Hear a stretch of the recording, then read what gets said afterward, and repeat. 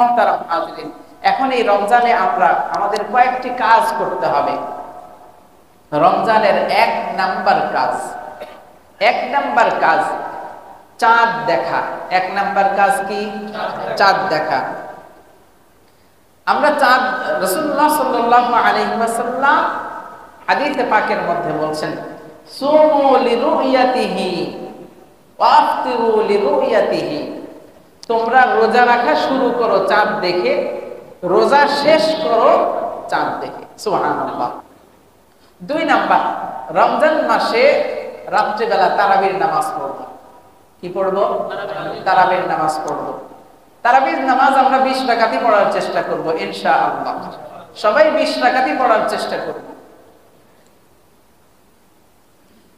এটা নিয়ে দ্বন্দ্বের মধ্যে যাওয়ার কোনো প্রয়োজন নাই। আপনি নামাজ বেশি পড়লে আপনার ক্ষতি নাই, কম পড়লে সওয়াব কম, এটা তো মানেন? বলেন, এটা তো মানেন? এই জন্য এটা নিয়ে দ্বন্দ্বের কিছু নাই। তারাবি আমরা 20 রাকাতই পড়ার চেষ্টা করব ইনশাআল্লাহ। সবাই করবো তো ইনশাআল্লাহ। আল্লাহ পাক তৌফিক দান করেন।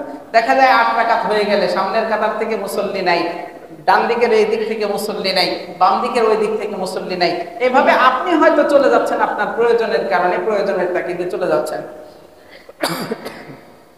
কিন্তু বাকি যারা আছে তাদের নামাজের মনস্ক নষ্ট হয়। এটা মাথায় রাখবেন। 3 নাম্বার, বেশি বেশি কোরআন তেলাওয়াত করা। কি করা? কোরআন তেলাওয়াত করা। কোরআন তেলাওয়াত সম্পর্কে একটা হাদিস বলি। রাসূলুল্লাহ সাল্লাল্লাহু আলাইহি ওয়াসাল্লাম ইরশাদ করেন, মান ক্বারাআ হারফাম মিন কিতাবিল্লাহ ফালাহু বিহি হাসানাতুন ওয়াল হাসানাতু বিআশরি আমসালিহা। রাসূলুল্লাহ সাল্লাল্লাহু আলাইহি ওয়াসাল্লাম বলেন, যে ব্যক্তি কোরআনের একটি হরফ পড়ে, কয়টি হরফ? একটি হরফ পড়ে। যে ব্যক্তি কোরআনের একটি হরফ পড়ে, আল্লাহর হাবিব সাল্লাল্লাহু আলাইহি ওয়াসাল্লাম বলেন, ওই একটি হরফের বিনিময়ে তাকে 10টি নেকি দান করা হয়। সুবহানাল্লাহ।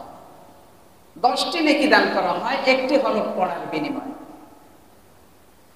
আল্লাহর হাবিব আরো বলেন যে আমি বলি না যে আলিফ লাম মিম এখানে একটা হরফ, বরং আলিফ একটা হরফ, লাম একটা হরফ, মিম একটা হরফ। কেউ যদি আলিফ লাম মিম এই শব্দটুকুও পড়ে তাহলে তার 30টা নেকি হবে। কয়টি নেকি হবে? ওয়াল হাসানাতু বিআশরি আমসালিহা। ওয়াল হাসানাতু বিআশরি আমসালিহা। একটি কল্যাণ যে দান করবেন, এই কল্যাণ কতটুকু হবে? 10 গুণ হবে। সুবহানাল্লাহ। এখন সুবহানাল্লাহ এখানে আমরা বলি নাই, কে কে কেউ বলি নাই এরকম আছে নাকি? বলেন।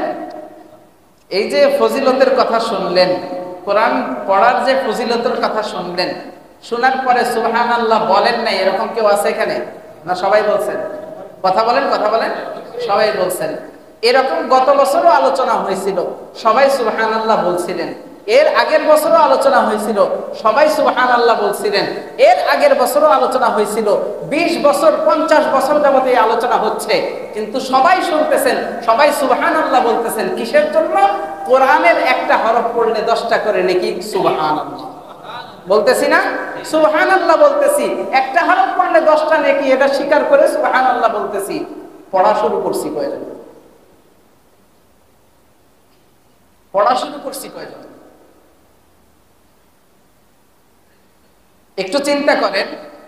সুবহানাল্লাহ বলে বলে মাঠ কাঁপায়া ফেলি, সুবহানাল্লাহ বলে বলে মসজিদ কাঁপায়া ফেলি, অথচ যেই কারণে সুবহানাল্লাহ বলতেছি এই কারণটা আমরা গ্রহণই করতে চাই না।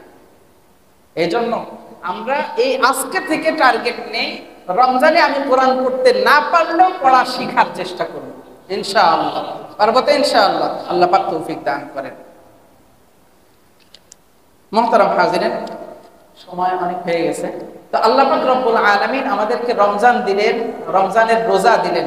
এখন 2 নাম্বার কাজ আমরা জানলাম, কোরআন তিলাওয়াত করা। 3 নাম্বার সাহারি খাওয়া। কারণ রাসূলুল্লাহ সাল্লাল্লাহু আলাইহি ওয়াসাল্লাম বলেন, তাসাহহারু ফা ইন্না ফিস সাহুরি বারাকা। তোমরা ইফতার খাও, রোজা সাহারি খাও, কারণ সাহারির মধ্যে অধিক পরিমাণ বরকত আছে। আমি বডি বিল্ডার, আমি স্বাস্থ্য সচেতন, এই জন্য সাহারি খাই না, এই সকালবেলা আমি না খেয়ে আজকের রোজাটা রাখছি, কিছুই মনে হয় নাই, বলে না নাই? হ্যাঁ, সারাদিন পরে বিকালবেলা বলতেছে না খায়া রোজা রাখছি, এটাই ভালো ছিলাম, কোনো কষ্ট লাগে নাই, না খায়া রোজা রাখছি, এটাই ভালো হয়েছে।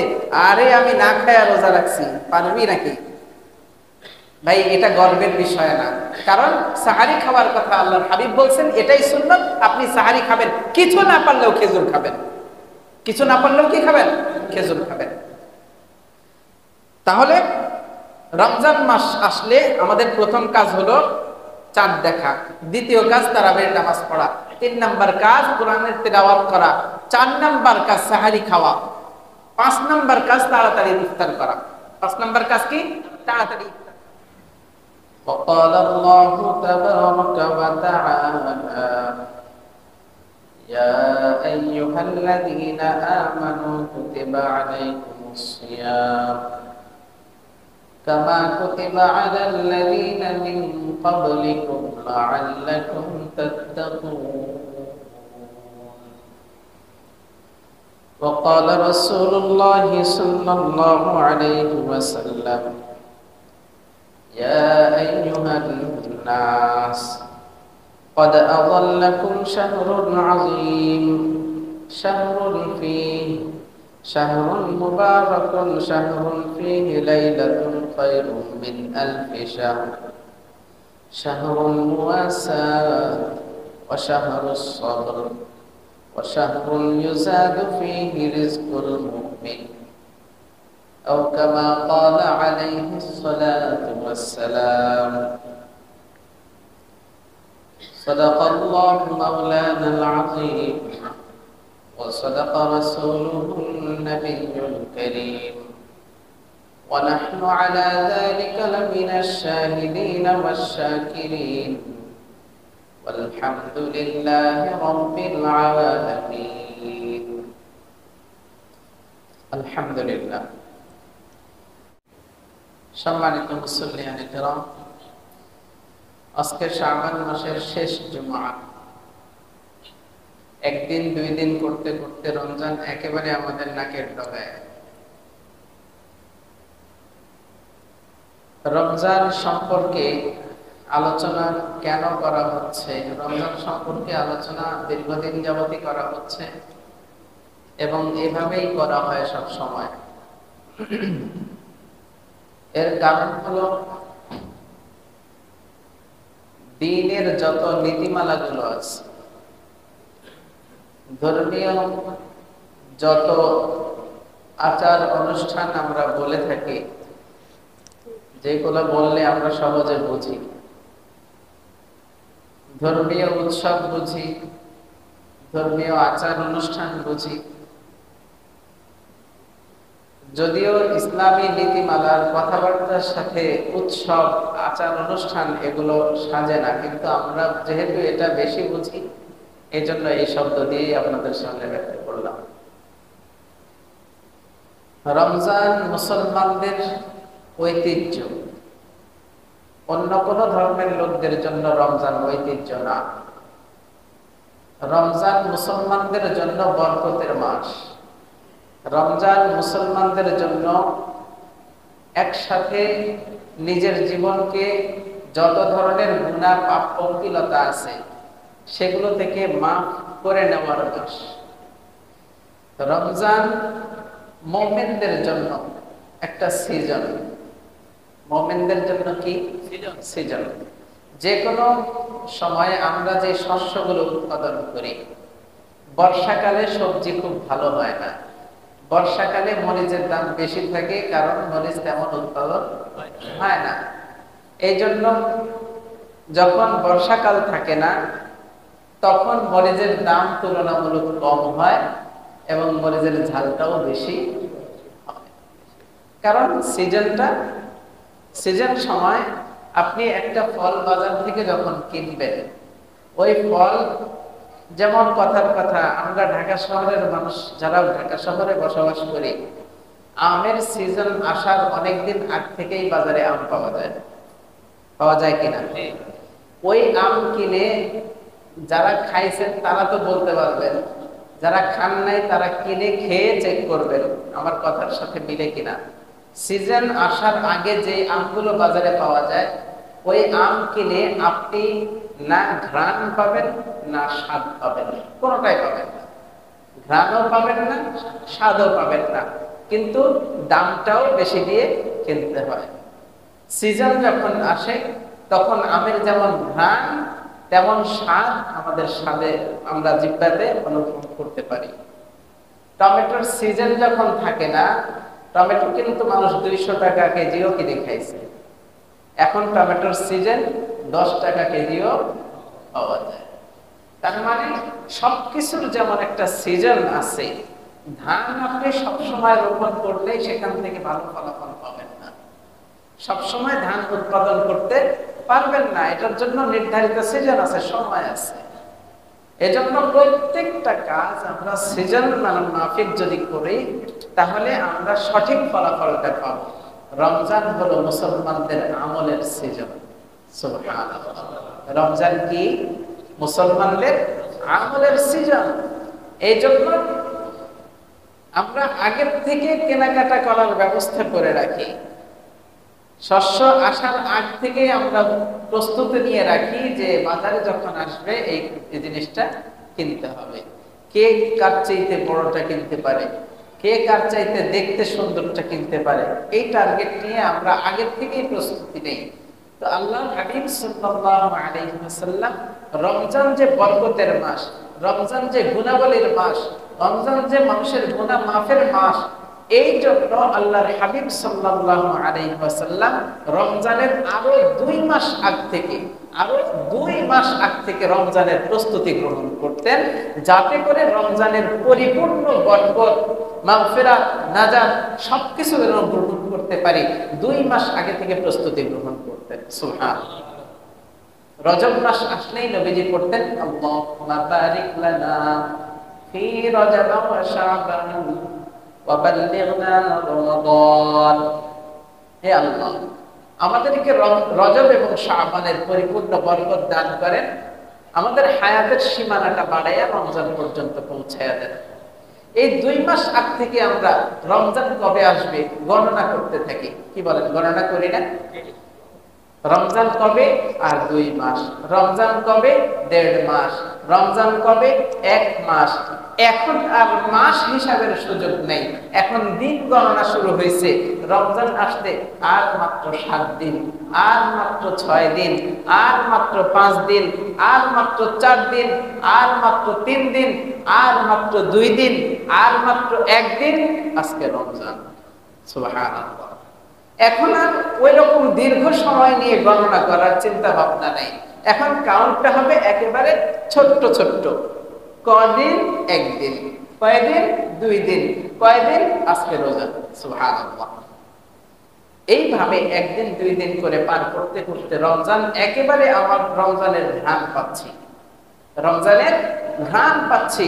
আমরা সবাই মিলে আল্লাহর কাছে বলি, আল্লাহ রমজানের ঘ্রাণ আমাদের নাকে লেগে গেছে, আমাদের হায়াতের সীমানাটা আরেকটু বাড়াইয়া রমজানটা পার করে দাও। সুবহানাল্লাহ। বলতে পারবো না ইনশাআল্লাহ? আল্লাহ পাক যদি আমাদেরকে সেই অনুগ্রহটা করেন, সেই দয়াটুকু করেন, তাহলে রমজানের পরিপূর্ণ বরকত হাসিলের জন্য প্রস্তুত আছি কে কে? প্রস্তুত আছি তো সবাই ইনশাআল্লাহ? আল্লাহ পাক আমাদের সবার প্রস্তুতিগুলো কবুল করে নেন। তো রমজানের প্রস্তুতি নিতে হলে কিছু নীতিমালার অনুসরণ করতে হবে। যদি আমি নীতিমালাগুলো সঠিকভাবে অনুসরণ করতে না পারি, তাহলে রমজান আমাদের গুনাহ মাফও হবে না, রমজান আমাদেরকে অধিক পরিমাণ সওয়াবের অধিকারী বানাবে না, যদি আমরা সেই রাস্তাগুলো অবলম্বন করতে না পারি। কয়েকটি পয়েন্টে আজকে রমজানের আগে আমাদের কি কি জিনিসগুলো জরুরি করতে হবে, না করলে রমজানের ফায়দা আমরা পাবো না। এই গুরুত্বপূর্ণ কয়েকটি পয়েন্টের মধ্যে একটা হলো একে অপরের হকগুলো সঠিকভাবে আদায় করে দেওয়া। একে অপরের হকগুলো সঠিকভাবে আদায় করে দেওয়া। যেমন কথার কথা, আপনি হোটেলে নাস্তা খাইতে গেলেন, ওয়েটার যিনি আছেন উনি আপনাকে খাবার সার্ভ করছে, টাকা যখন কাউন্টারে যখন টাকা আপনি দিবেন, তখন হয়তো ওই লোকটা আপনার যে বিল আসছে সেই বিলটা হিসাব করতে গিয়ে 10 টাকা কম হিসাব করে ফেলছে। কিন্তু আপনার মাথায় আছে আপনার বিল কত আসছে, আপনার বিল আসছে 70 টাকা, সে হিসাব করে দিল 60 টাকা, কিন্তু আপনার মাথায় আছে 70, সে বলল 60, আপনি 60 টাকা দিয়ে চলে আসলেন, 10 টাকা বেঁচে গেছে। এমন মানুষ আছে না নাই? এই চিন্তা ভাবনা যদি থাকে, তাহলে আমি ওই যে 10টা টাকা তার কাছ থেকে আমি ছিনাইয়া নেওয়ার মতো, সে আমার কাছ থেকে পাওয়ার অধিকার রাখে, আমি তার অধিকারটা ক্ষুণ্ণ করলাম। কি করলাম? আমি তার অধিকারটা ক্ষুণ্ণ করলাম। এই জন্য আমার উচিত হবে, ভাই আপনি 60 টাকা বলছেন, আমি তো হিসাব করে দেখলাম 70 টাকা। আপনি যদি তখন যদি আপনার মনেও হয় যে হ্যাঁ আমি 60 টাকা দিয়ে চলে আসছি, আমার 10 টাকা লাভ হয়েছে, পরবর্তীতে আপনার মনে হয়েছে যে না, আমি যে 10টা টাকা ওখানে কম দিয়ে আসলাম, এটার জন্য হয়তো সে আমাকে বুঝতে পারবে না যে আমি তাকে 10 টাকা কম দিছি, সে বুঝতে পারবে না, কিন্তু এই আদালতটা যদি ওই দিন কায়েম হয়ে যায়, যেদিন ইয়াউমা ইয়াফিরুল মারউ মিন আখি ওয়া উম্মিহি ওয়া আবি, ভাই ভাই থেকে পালাবে, মা সন্তান থেকে পালাবে, বাবা সন্তান থেকে পালাবে, ওই দিন যদি আমার এই হিসাবটা তুলে ধরা হয়, তখন আমি 10 টাকা কোথা থেকে দিব? ওখানে তো রোজগারের ব্যবস্থা নাই। তাহলে আমি তার থেকে 10 টাকা যে তার হকটা নষ্ট করলাম, এই হক নষ্ট করা যাবে না, বরং আপনার পরবর্তীতে এটা রিয়েলাইজ হয়েছে যে না আমি ভুল করছি, আমি তাকে 10টা টাকা দিয়ে আসি। এই মনোভাব তৈরি করতে হবে। পারবো তো ইনশাআল্লাহ? এটা রমজানের প্রস্তুতির জন্য। কারণ আমি গুনাহ করতেছি, রমজানের থেকে বেশি পাওয়ার আশা করতেছি, কাজ হবে? কাজ হবে বলেন? কাজ হবে না। আমি করতেছি ধান কাটার কাজ, আমি যদি এখান থেকে গম চাই, সম্ভব? বলেন, কথা বলবেন। আমি ধান কাটার কাজ করতেছি, চাই যদি গম, কাজ হবে না, কারণ আমার কাটতে হবে। যদি গম চাই, গমই কাটতে হবে। ধান চাইলে ধানই কাটতে হবে। আমি গম কেটে ধান চাইলে ধান পাবো না, ধান কেটে গম চাইলে গমও পাবো না। ঠিক তেমন আমি রমজানে আমাকে মাফ করাইতে চাই, কিন্তু আমি গুনার রাস্তা ছাড়তে পারতেছি না, তাহলে তো আমার কোনো লাভ হবে না, আমি গুনাহ থেকে মাফ পাবো না। তাহলে প্রথম কাজ হবে, কেউ যদি আমার কাছ থেকে সামান্য পরিমাণ হক পেয়ে থাকে, তার হকটা সঠিকভাবে তার কাছে পৌঁছায় দেওয়া। পারবো না ইনশাআল্লাহ? আর মাত্র একদিন সময়, আজকে সহ 2 দিন, আজকে সহ 2 দিন, আজকের দিন অর্ধেক চলে গেছে, আর বাকি অর্ধেক আছে। সম্ভবত বেশি সম্ভাবনা রবিবারের দিনে ইনশাআল্লাহ প্রথম রোজা হবে, আগামীকালকে রাত্রে তারাবি হবে, এটার সম্ভাবনাই বেশি। হয়তো চেঞ্জও হইতে পারে, একদিন বাড়তেও পারে, এটার সম্ভাবনা কম। তো আমাদের হাতে আর সময় কয়দিন? একদিন। রমজানের প্রস্তুতি গ্রহণের জন্য আমাদের প্রথম কাজ হবে, আমাদের হক, আমাদের পক্ষ থেকে যদি কেউ হক পায়, বা আমাদের কাছ থেকে কারো যদি হক থেকে থাকে আমাদের কাছে, সেই হকটা পরিপূর্ণরূপে তাকে বুঝাইয়া দেওয়া। যদি এখন বুঝাইয়া দিতে না পারি, তার কাছে স্বীকারোক্তি দেওয়া যে আমি তোমাকে দিয়ে দিব, এটা ইনশাআল্লাহ। পারবো না ইনশাআল্লাহ? আল্লাহ পাক আমাদেরকে কবুল করেন।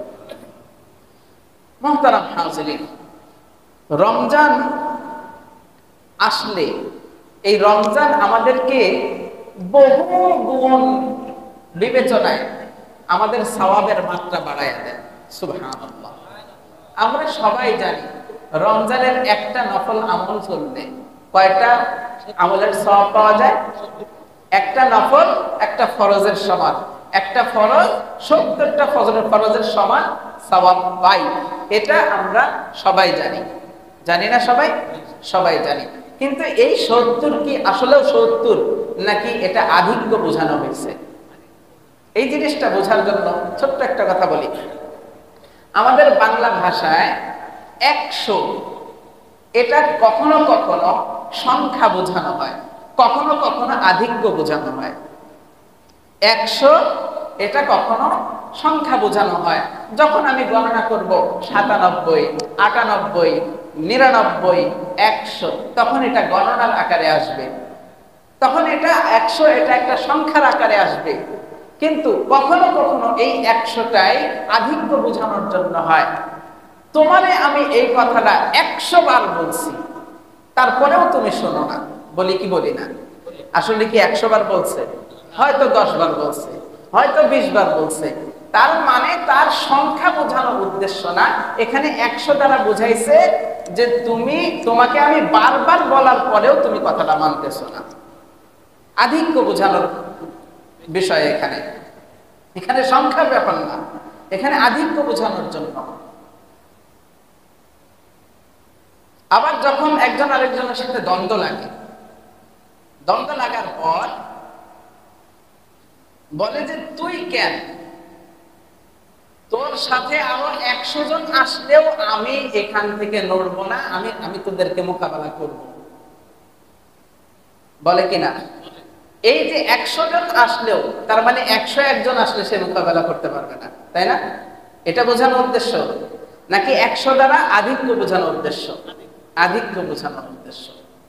একজন একটা বিষয় তাকে বুঝাইতে চাচ্ছে, কাউকে বুঝাইতে চাচ্ছে যে তুমি এই যেই কাজটা করতেছো এই কাজটা ভালো না, তুমি যেই কাজটা করতেছো এখান থেকে ফিরে আসো।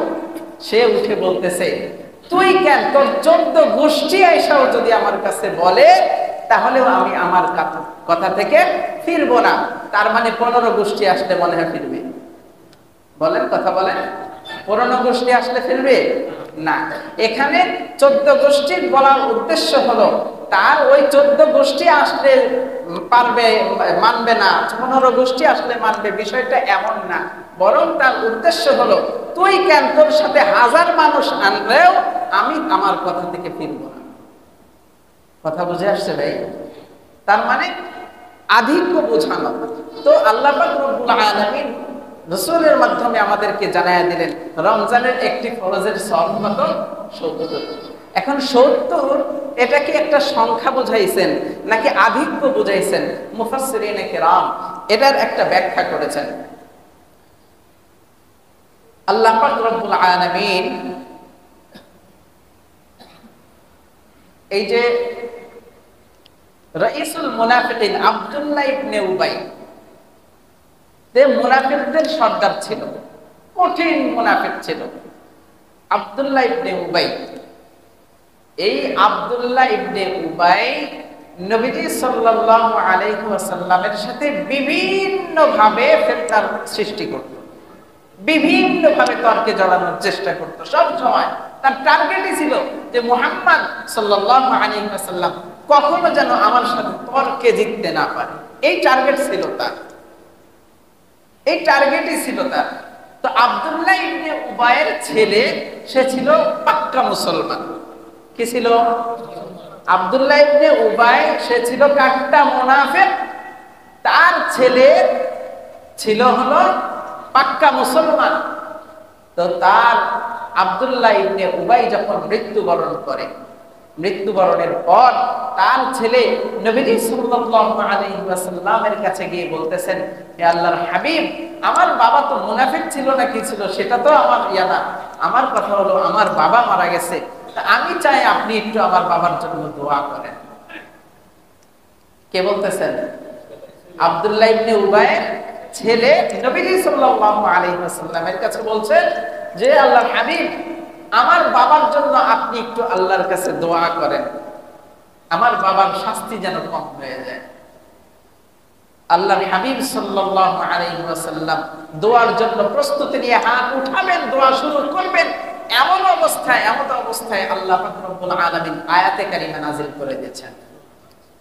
আয়াতে কারিমা নাযিল করে দিয়েছেন, আল্লাহর হাবিব সাল্লাল্লাহু আলাইহি ওয়াসাল্লামকে বলেন, ইন্নাল লাযীনা ইয়াতলুনা কিতাবাল্লাহি ওয়া আকামুস সালাহ ওয়া আনফাকু মিম্মা রাযাকনাহুম সিররান ওয়া আলানিয়াতান ইয়ারজুনা তিজারাতান লান তাবুর। আল্লাহর হাবিব সাল্লাল্লাহু আলাইহি ওয়াসাল্লাম যখন আব্দুল্লাহ ইবনে উবাইয়ের ব্যাপারে হাত উঠাবে, তখনই আল্লাহ পাক রব্বুল আলামিন আয়াতে কারিমা নাযিল করে জানায়া দিলেন, ইন্নাল্লাহা ইস্তাগফিরু 70 মাররাতান আপনি যদি এই আব্দুল্লাহ ইবনে উবাইয়ের জন্য হাত উঠাইতে চান, আমি আপনাকে শক্তভাবে নিষেধ করছি, আপনি তার জন্য দোয়া করতে পারবেন না। আর যদি আপনি দোয়া করেনও, তাহলে 70 বারও যদি আপনি দোয়া করেন, আমি আপনার দোয়া কবুল করব না। কাকে বলছেন? নবীজিকে বলছেন। তার মানে আল্লাহ পাক এখানে 70 যে বোঝাইছেন, এই 70 কিন্তু কাউন্ট করার জন্য না, সংখ্যা বোঝানোর জন্য না, আধিক্য বোঝানো, যে আপনি 70 বার না, আপনি 1000 বারও যদি এই মুনাফিকের জন্য বলেন যে মুনাফিককে মাফ করে দেন, আমি আল্লাহ মাফ করব না। তার মানে আমরা যে বললাম যে আল্লাহ পাক 70 দিবেন, একে 70 দিবেন, এই 70 শুধু সংখ্যা না, বরং একে অগণিত দিবেন। একে কত দিবেন? অসংখ্য অগণিত দিবেন, যার কোনো হিসাবই আমরা করতে পারবো না। আল্লাহ পাকের দিলে কি কমে নাকি? কমে। দুনিয়ার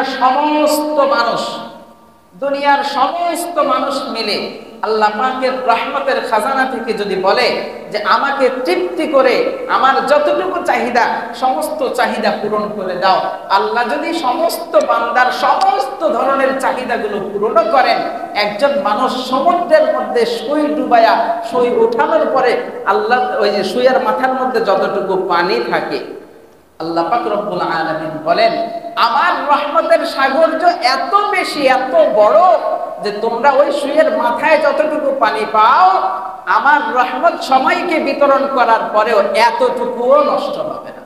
সুবহানাল্লাহ। সেই আল্লাহ এখনো আছেন নাকি নাই? আল্লাহু আকবার। তো আল্লাহ পাক রব্বুল আলামিন একে 70 দিবেন, এটা কাউন্ট করার জন্য না, একে অগণিত দিবেন, এটাই হলো ধরার বিষয়।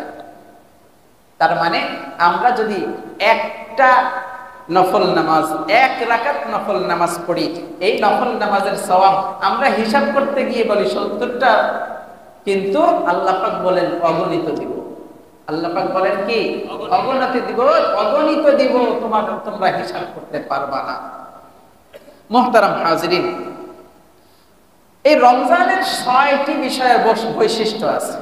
একজন মানুষ রোজাদার, তার জন্য আল্লাহ পাক রব্বুল আলামিন 6টি বিষয় রাখছেন, যে 6টি বিষয়ের মাধ্যমে আল্লাহ পাক তাকে সম্মানিত করবেন। সুবহানাল্লাহ।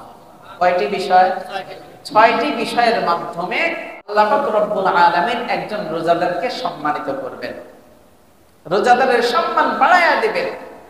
6টি বিষয়ের 1 নাম্বার বিষয়, আল্লাহ পাক রব্বুল আলামিন বলেন যেই ব্যক্তি রমজানের রোজাগুলো সঠিকভাবে আদায় করে, রমজানের রোজাগুলো যেই ব্যক্তি সঠিকভাবে আদায় করে, ওই ব্যক্তির রমজানের রোজা থাকার কারণে, না খেয়ে থাকার কারণে, পানি না খাওয়ার কারণে, বিভিন্ন ফল ফ্রুট না খাওয়ার কারণে মুখের ভিতরে যে এক ধরনের দুর্গন্ধের তৈরি হয়, আল্লাহ পাক রব্বুল আলামিন বলেন রমজানের রোজাদারের মুখের এই দুর্গন্ধ মৃগ নাভির চাইতেও সুগন্ধিময় আমি আল্লাহর কাছে। সুবহানাল্লাহ।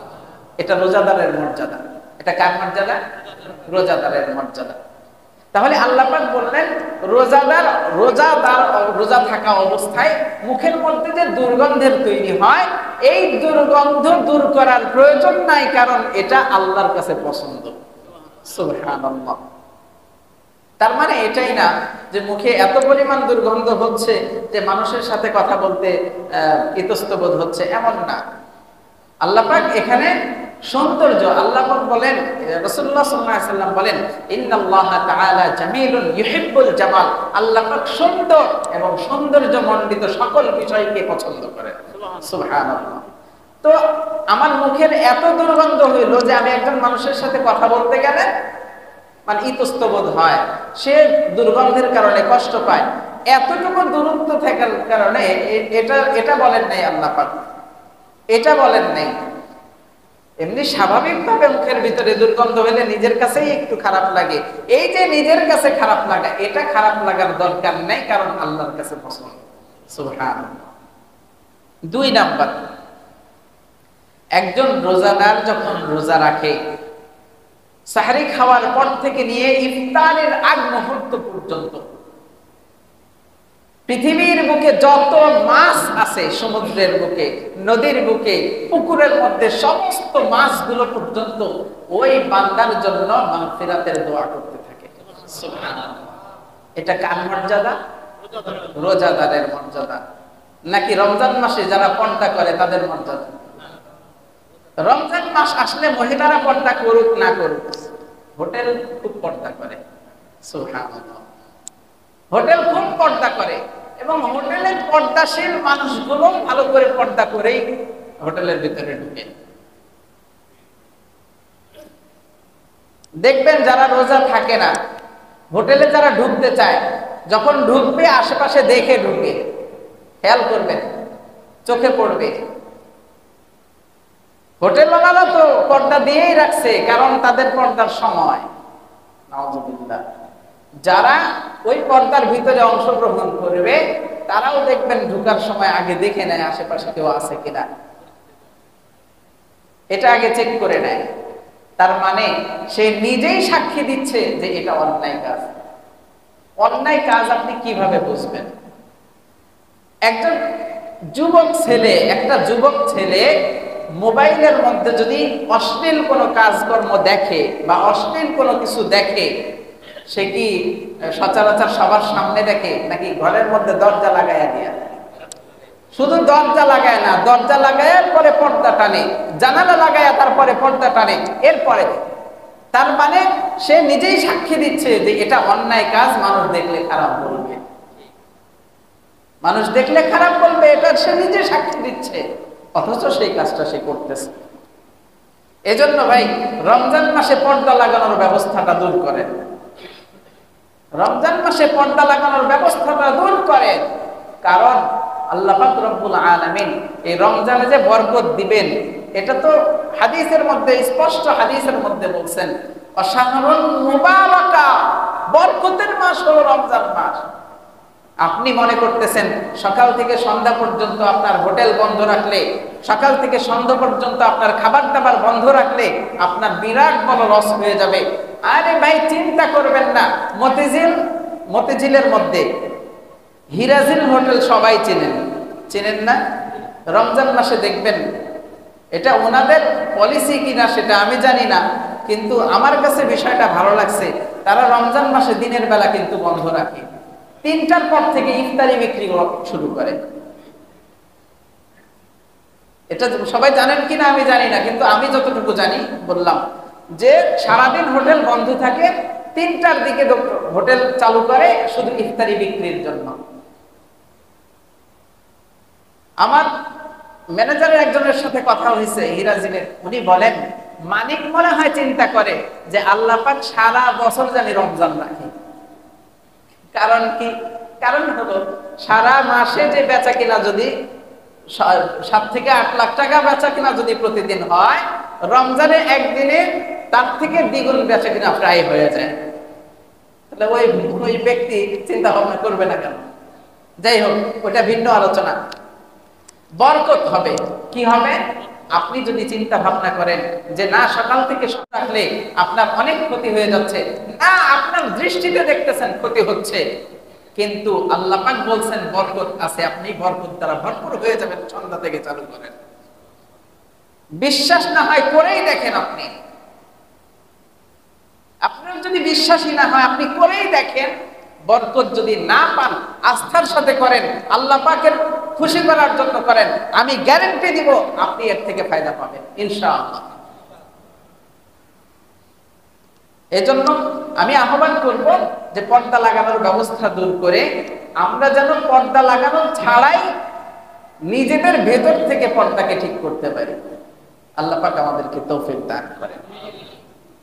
3 নাম্বার, রোজাদারের সম্মানে যেই ব্যক্তি রোজা রাখে ঈমান ও ইহতিসাবান, আল্লাহ পাক রাসূলুল্লাহ সাল্লাল্লাহু আলাইহি সাল্লাম হাদিসে পাকের মধ্যে বলেন ঈমান ও ইহতিসাবান, সওয়াবের আশায় সবকিছু থেকে বিরত রেখে যে ব্যক্তি রোজা রাখে, আল্লাহ পাক রব্বুল আলামিন তার জন্য জান্নাতকে সুসজ্জিত করেন। সুবহানাল্লাহ। যেই জান্নাতের আশা আমাদের সবার মনের ভিতরে আছে না নাই? আছে। ওই জান্নাতকে আল্লাহ পাক রব্বুল আলামিন রোজাদারের জন্য প্রতিদিন সুসজ্জিত করেন। সুবহানাল্লাহ। তো সুসজ্জিত আমরা যদি করি, আমাদের সুসজ্জিত করার অবস্থা কেমন হয়? রুম টুম একটু ঝাড়ু দেই, রমজান আসার আগ দিয়ে রুম ঝাড়ু দেই, খাট পালং যা আছে সেগুলা একটু পরিষ্কার করি, ধোয়া মোছা যা আছে সেগুলা করি, কাপড় চোপড় পরিষ্কার করে নেই, রমজানের জন্য প্রস্তুতি, এতটুকু আমরা সাজসজ্জা করি ঘরের মধ্যে। কিন্তু আল্লাহ পাক যেখানে বলছেন সুসজ্জিত করবেন, আমাদের মতো নাকি? না। সুবহানাল্লাহ। আল্লাহ পাক যেই আল্লাহ বলেন কোন, সাথে সাথে ফায়াকুন, কোন বললেই হয়ে যায়। তো যে আল্লাহ কোন বললে হয়ে যায়, ওই আল্লাহ যদি বলেন সারা পৃথিবীকে স্বর্ণ দ্বারা ভরপুর করে দাও, সময় লাগবে নাকি? তো জান্নাত প্রতিদিন রমজানের যারা রোজা রাখে, রোজাদারের জন্য সুসজ্জিত করেন কে? আল্লাহ পাক। 4 নাম্বার, রমজান মাসে শয়তানকে আল্লাহ পাক বন্দী করে রাখেন। সুবহানাল্লাহ বলবেন না? রমজান মাসে শয়তানকে আল্লাহ পাক বন্দী করে রাখেন। এখন অনেকের প্রশ্ন জাগতে পারে, একটু আগে বললেন যে হোটেলের মধ্যে পর্দা লাগায়, এই পর্দা তো আর মানুষ ইচ্ছা করে লাগায় না, শয়তান লাগানোর জন্য ওয়াসওয়াসা দেয়। তো রমজানে যদি বন্ধই থাকে তাহলে লাগায় কেমনে? শয়তানকে যদি বন্দী করে রাখে তাহলে লাগায় কেমনে? এই যে ফ্যান চলতেছে, আপনি সুইচটা অফ করে দিলে সাথে সাথে বন্ধ হবে? বলেন, সাথে সাথে বন্ধ হবে? আপনি ফ্যান চলতেছে, সুইচটা বন্ধ করলে ফ্যানের কানেকশন চলে যাবে, কিন্তু ফ্যান ঘোরা বন্ধ হবে না, কারণ বিয়ারিং আছে। বিয়ারিং থাকার কারণে ঘুরতে থাকে। মোটর আপনি যখন বন্ধ করেন সাথে সাথে বন্ধ হয় নাকি চলতেই থাকে? কতক্ষণ পরে গিয়ে বন্ধ হয়?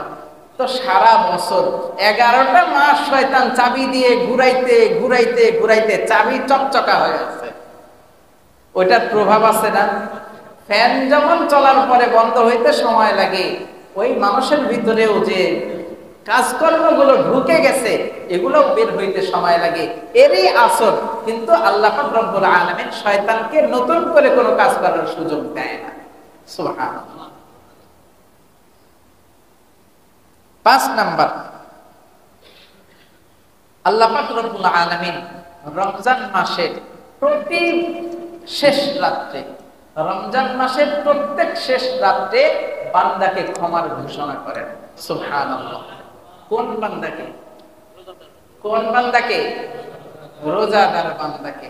যারা রোজা রাখি না তারা কি এই হিসাবের অন্তর্ভুক্ত হবেন? বলেন ভাই, বলেন, হবেন?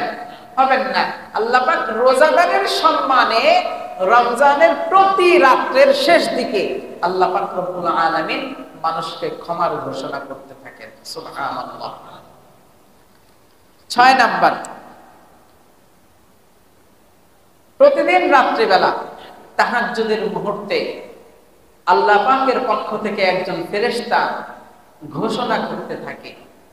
একজন ফেরেশতা দুনিয়ার বুকে এসে আল্লাহ পাকের পক্ষ থেকে ঘোষণা করতে থাকে, ইয়া বাগিয়াল খাইর আকবিল। ও কল্যাণকামী বান্দা যারা আছো, তোমরা কল্যাণের পথে আগায়া যাও। আকবিল, তোমরা অগ্রগামী হও।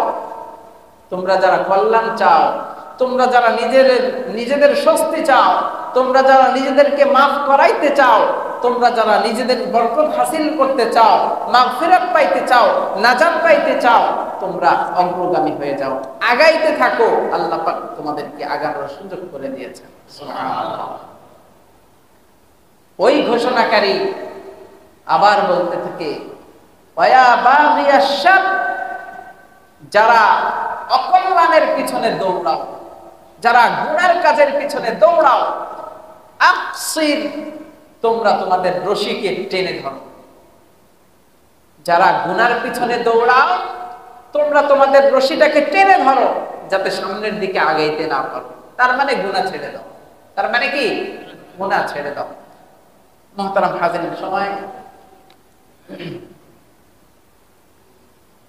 তো আল্লাহ পাক রব্বুল আলামিন আমাদেরকে রমজানের 6টি বৈশিষ্ট্য দিলেন, যে 6টি বৈশিষ্ট্যের কারণে আল্লাহ পাক রব্বুল আলামিন রোজাদারকে শেষ পর্যায়ে গিয়ে জান্নাত পর্যন্ত পৌঁছায় দিবেন। ভরসা আছে তো ইনশাআল্লাহ? আল্লাহ পাক আমাদেরকে তৌফিক দান করেন। মুহতারাম হাজিরিন, এখন এই রমজানে আমাদের কয়েকটি কাজ করতে হবে। রমজানের 1 নাম্বার কাজ, চাঁদ দেখা। এক নাম্বার কাজ কি? চাঁদ দেখা। আমরা চাঁদ, রাসূলুল্লাহ সাল্লাল্লাহু আলাইহি ওয়াসাল্লাম হাদিসে পাকের মধ্যে বলছেন, সুমু লিরুয়াতিহি ওয়া আফতিরু লিরুয়াতিহি, তোমরা রোজা রাখা শুরু করো চাঁদ দেখে, রোজা শেষ করো চাঁদ দেখে। সুবহানাল্লাহ। এখন আমাদের চাঁদ দেখার কোনো বালাই নেই, আমরা চাঁদ দেখি না। এই একজন বসায় রাখছি, আমরা চাঁদ দেখার কমিটি বসায় রাখছি, ওদের উপরে ভরসা করে রাখি যে ওরা ঘোষণা দিলেই বাস আমরা শুরু করে দেব, ওরা ঘোষণা করলেই আমরা ঈদের মাতোয়ারা হয়ে যাব। হয় কি না? এখানে আমি কাউকে ছোট করার জন্য, করার জন্য, হেয় করার জন্য বলতেছি না। এখানে কয়জন বলতে পারবেন, বুকে হাত দিয়ে বলেন, নিজে নিজেকে বুকে হাত দিয়ে বলেন, কয় বছর যাবত আপনি চাঁদের দিকে তাকান না? এটা বলতে পারবেন? অনেক ভাই আছেন যারা চাঁদ দেখাকে কোনো কিছুই মনে করেন না, অথচ রাসূলুল্লাহ সাল্লাল্লাহু আলাইহি ওয়াসাল্লাম হাদিসে পাকের মধ্যে বলেন যে তোমরা রোজা রাখো চাঁদ দেখে। হেলাল কমিটি দেখে না, কি দেখে রোজা রাখার কথা বলছেন? হেলাল কমিটি দেখে রোজা রাখার কথা বলেন নাই, চাঁদ দেখে রোজা রাখার কথা বলছেন, রোজা শেষ করার কথাও বলছেন চাঁদ দেখে। তার মানে চাঁদ দেখা এটা নবীজির সুন্নাত। চাঁদ দেখা কি নবীজির সুন্নাত। আমরা যদি চাঁদ দেখি, হ্যাঁ মেঘাচ্ছন্ন হওয়ার কারণে আমরা চোখে দেখতে না পারলেও একটু চোখে দেখার ভান করি, আল্লাহ পাক রব্বুল আলামিন কিয়ামতের ময়দানে ওই ব্যক্তির জন্য হিসাব করবেন যে দোয়ার মধ্যে কান্না করতে চায়, চোখে পানি আসে না, কিন্তু কান্নার ভাব ছিল। ওই ব্যক্তিকেও আল্লাহ ক্ষমা ঘোষণা করবেন। তো আমরা চাঁদ দেখতে না পারলেও দেখার ভান করব তো ইনশাআল্লাহ। এক নাম্বার করণীয়। দুই নাম্বার, রমজান মাসে রাত্রিবেলা তারাবির নামাজ পড়ব। কি পড়ব? তারাবির নামাজ পড়ব। তারাবির নামাজ আমরা 20 রাকাতই পড়ার চেষ্টা করব ইনশাআল্লাহ। সবাই 20 রাকাতই পড়ার চেষ্টা করব। এটা নিয়ে দ্বন্দ্বের মধ্যে যাওয়ার কোনো প্রয়োজন নাই। আপনি নামাজ বেশি পড়লে আপনার ক্ষতি নাই, কম পড়লে সওয়াব কম, এটা তো মানেন? বলেন, এটা তো মানেন? এই জন্য এটা নিয়ে দ্বন্দ্বের কিছু নাই। তারাবি আমরা 20 রাকাতই পড়ার চেষ্টা করব ইনশাআল্লাহ। সবাই করবো তো ইনশাআল্লাহ। আল্লাহ পাক তৌফিক দান করেন। দেখা যায় 8 রাকাত হয়ে গেলে সামনের কাতার থেকে মুসল্লি নাই, ডান দিকের এই দিক থেকে মুসল্লি নাই, বাম দিকের ওই দিক থেকে মুসল্লি নাই। এইভাবে আপনি হয়তো চলে যাচ্ছেন আপনার প্রয়োজনের কারণে, প্রয়োজনের তাগিদে চলে যাচ্ছেন, কিন্তু বাকি যারা আছে তাদের নামাজের মনস্ক নষ্ট হয়। এটা মাথায় রাখবেন।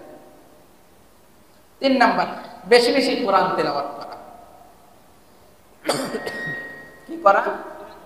কোরআন তেলাওয়াত করা। কোরআন তেলাওয়াত সম্পর্কে একটা হাদিস বলি। রাসূলুল্লাহ সাল্লাল্লাহু আলাইহি ওয়াসাল্লাম ইরশাদ করেন, মান ক্বারাআ হারফান মিন কিতাবিল্লাহ ফালাহু বিহি হাসানাতুন ওয়াল হাসানাতু বিআশরি আমসালিহা। রাসূলুল্লাহ সাল্লাল্লাহু আলাইহি ওয়াসাল্লাম বলেন, যে ব্যক্তি কোরআনের একটি হরফ পড়ে, কয়টি হরফ? একটি হরফ পড়ে। যে ব্যক্তি কোরআনের একটি হরফ পড়ে, আল্লাহর হাবিব সাল্লাল্লাহু আলাইহি ওয়াসাল্লাম বলেন ওই একটি হরফের বিনিময়ে তাকে 10টি নেকি দান করা হয়। সুবহানাল্লাহ। 10টি নেকি দান করা হয় একটি হরফ পড়ার বিনিময়ে। আল্লাহর হাবিব আরো বলেন যে আমি বলি না যে আলিফ লাম মিম এখানে একটা হরফ, বরং আলিফ একটা হরফ, লাম একটা হরফ, মিম একটা হরফ। কেউ যদি আলিফ লাম মিম এই শব্দটুকুও পড়ে তাহলে তার 30টা নেকি হবে। কয়টি নেকি হবে? ওয়াল হাসানাতু বিআশরি আমসালিহা। ওয়াল হাসানাতু বিআশরি আমসালিহা।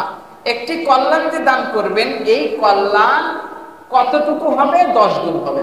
সুবহানাল্লাহ। এখন সুবহানাল্লাহ এখানে আমরা বলি নাই, কে কে কেউ বলি নাই এরকম আছে নাকি? বলেন। এই যে ফজিলতের কথা শুনলেন, কোরআন পড়ার যে ফজিলতের কথা শুনলেন, শোনার পরে সুবহানাল্লাহ বলেন নাই এরকম কেউ আছে এখানে? না সবাই বলছেন? কথা বলেন, কথা বলেন। সবাই বলছেন। এরকম গত বছরও আলোচনা হয়েছিল, সবাই সুবহানাল্লাহ বলছিলেন, এর আগের বছরও আলোচনা হয়েছিল, সবাই সুবহানাল্লাহ বলছিলেন। এর আগের বছরও আলোচনা হয়েছিল, 20 বছর 50 বছর যাবত এই আলোচনা হচ্ছে, কিন্তু সবাই শুনতেছেন, সবাই সুবহানাল্লাহ বলতেছেন। কিসের জন্য? কোরআনের একটা হরফ পড়লে 10টা করে নেকি। সুবহানাল্লাহ বলতেছি না? সুবহানাল্লাহ বলতেছি। একটা হরফ পড়লে 10টা নেকি, এটা স্বীকার করে সুবহানাল্লাহ বলতেছি। পড়া শুরু করছি কয়জন? পড়া শুরু করছি কয়জন? একটু চিন্তা করেন। সুবহানাল্লাহ বলে বলে মাঠ কাঁপায়া ফেলি, সুবহানাল্লাহ বলে বলে মসজিদ কাঁপায়া ফেলি, অথচ যেই কারণে সুবহানাল্লাহ বলতেছি এই কারণটা আমরা গ্রহণই করতে চাই না। এজন্য আমরা এই আজকে থেকে টার্গেট নেই, রমজানে আমি কোরআন পড়তে না পারলেও পড়া শেখার চেষ্টা করব ইনশাআল্লাহ। পারবো তো ইনশাআল্লাহ? আল্লাহ পাক তৌফিক দান করেন। মুহতারাম হাজিরিন, সময় অনেক হয়ে গেছে। তো আল্লাহ পাক রব্বুল আলামিন আমাদেরকে রমজান দিলেন, রমজানের রোজা দিলেন। এখন 2 নাম্বার কাজ আমরা জানলাম, কোরআন তিলাওয়াত করা। 3 নাম্বার সাহারি খাওয়া। কারণ রাসূলুল্লাহ সাল্লাল্লাহু আলাইহি ওয়াসাল্লাম বলেন, তাসাহহারু ফাইন্না ফিস সাহুরি বারাকা। তোমরা ইফতার খাও, রোজা সাহারি খাও, কারণ সাহারির মধ্যে অধিক পরিমাণ বরকত আছে। আমি বডি বিল্ডার, আমি স্বাস্থ্য সচেতন, এজন্য সাহারি খাই না। এই সকালবেলা আমি না খেয়ে আজকে রোজাটা রাখছি, কিছুই মনে হয় নাই, বলে না নাই? হ্যাঁ, সারাদিন পরে বিকালবেলা বলতেছে না খায়া রোজা রাখছি, এটাই ভালো ছিলাম, কোনো কষ্ট লাগে নাই। না খায়া রোজা রাখছি, এটাই ভালো হয়েছে। আরে আমি না খায়া রোজা রাখছি, পারবি নাকি? ভাই, এটা গর্বের বিষয় না। কারণ সাহারি খাওয়ার কথা আল্লাহর হাবিব বলছেন, এটাই সুন্নাত। আপনি সাহারি খাবেন, কিছু না পারলেও খেজুর খাবেন। কিছু না পারলেও কি খাবেন? খেজুর খাবেন। তাহলে রমজান মাস আসলে আমাদের প্রথম কাজ হলো চাঁদ দেখা, দ্বিতীয় কাজ তারাবির নামাজ পড়া, 3 নাম্বার কাজ কোরআনের তিলাওয়াত করা, 4 নাম্বার কাজ সাহারি খাওয়া, 5 নাম্বার কাজ তাড়াতাড়ি ইফতার করা। 5 নাম্বার কাজ কি? তাড়াতাড়ি ইফতার করা। আল্লাহ পাক রব্বুল আলামিন এই বিষয়গুলো আমাদেরকে জেনে বুঝে সুন্দরভাবে আমল করার তৌফিক দান করেন। ওয়া আখিরু দাওয়ানা আলহামদুলিল্লাহি রাব্বিল আলামিন।